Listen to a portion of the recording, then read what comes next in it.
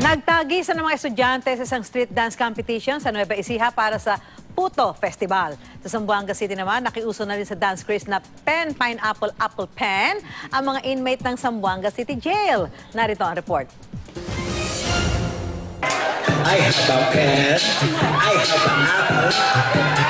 Kahit nasa loob ng piitan, ipinagdiwang pa rin ng mga inmates sa Zamboanga City Jail ang Kuracha Festival. Sinayaw nila ang hit dance craze na Pen, Pineapple, Apple Pen o PPAP.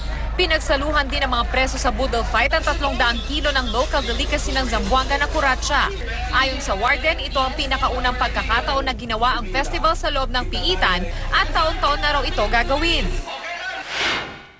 Bida naman sa Cebu ang all-female band na The Greenberries. Sila ang pambato ng Pilipinas sa competition na Girls Rock Asia.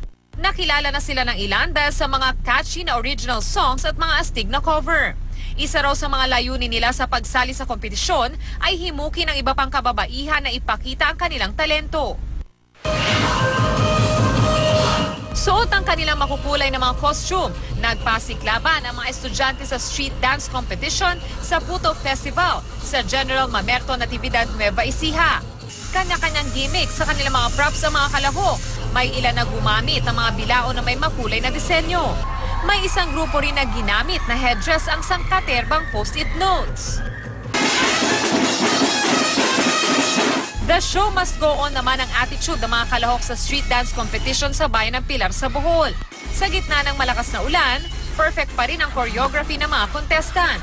Kung todo forma pa rin sila sa suot nilang props na hango sa tradisyon at kultura ng pagsasaka sa probinsya. Agaw pansin din sa pagdiriwang ang mga higanteng scarecrow na nilagyan ng makukulay na mga disenyo.